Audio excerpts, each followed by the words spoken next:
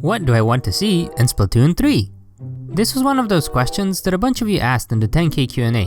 And once again, I'd rather give you a full video talking about the topic than a short response. Don't forget to let me know what you think in the comments below. And subscribe if you enjoyed this video. Without further ado, let's get started. Number 1. A better story mode.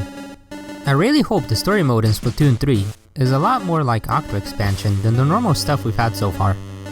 There was something about having a high stakes and a bit of a challenge that I enjoyed about the DLC, and I'd love to see in the main series single player mode.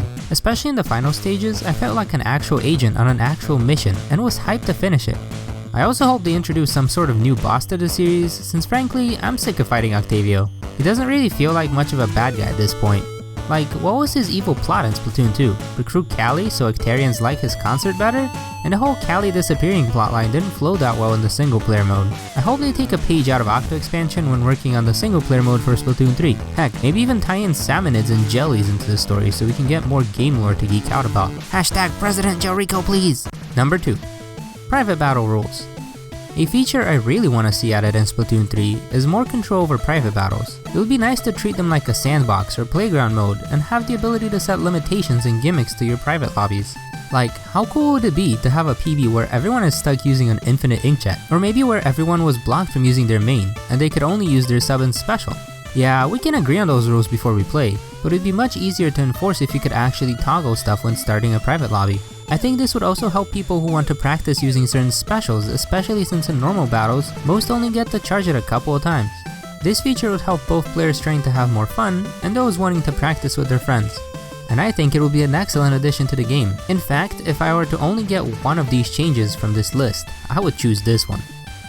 Number 3. Competitive Salmon Run. I would also love to see some form of competitive salmon run when there's 2 teams on a map and whoever collects the most golden eggs at the end gets a bigger bonus or something. I think that would make a playstyle like Egg Guardians more viable in Salmon Run, as well as reinforce the need to play as a team. Yeah, they might have to add some respawn points you can swim to in case your team gets wiped or something, but how cool would it be to have someone to compete against while also being attacked by salmonids? Heck, it could even double as a ranked mode where there's some objective or quota to meet while the entire stage is being flooded with hostile NPCs. I think the extra element of a free-for-all enemy would make this a very interesting mode, and it might even make Salmon Run more fun, since it could be good practice for the more competitive version. Number 4. Multiple ranked modes in rotation. Something I really hope they add is a feature where there's 2 ranked modes in rotation, and you can choose which one to play. With the current 4 modes, you sometimes end up having to wait up to 6 hours until the mode you like is in rotation, unless you have friends who do League with you. And what if they add more ranked modes? How long would we have to wait then? Don't get me wrong, I'd love to see a couple of new ranked modes. That leaked 8-ball mode seemed super interesting. I think it'd be awesome if they add 1 or 2 more ranked modes in the new game, but also give us 2 at once so we can choose which one to play. I actually think there was a false leak a while ago mentioning that they might add a ranked and a new ranked mode, which would basically have one rotate through the OG modes and the new one rotate through the newer modes. Maybe it's a feature they'll actually add in Splatoon 3. Maybe. Number 5. A checklist of items. As a completionist, something that really bugs me about both Splatoon and Splatoon 2 is that I have no way of knowing if I've purchased all the clothing items available in the game. This actually makes me kind of stressed out about the game, and every time I turn it on, I always go to the shops to make sure they don't have something in stock that I haven't bought yet.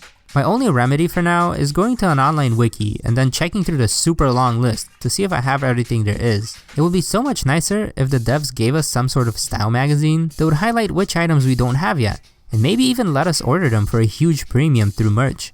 This might sound a bit extreme, but I'm kinda OCD about having all the collectibles and wearables. Which brings me to another point. Can we please stop having Japan exclusive clothing? It really bugs me to run into players with the Milky Imperials and then be told I can't order the gear. Oh yeah, and why bother hyping the spy gear stuff?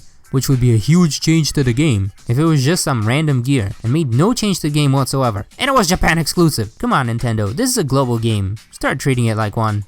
Mini rant over. What would you like to see in Splatoon 3? Let me know in the comments below, and don't forget to subscribe if you haven't already.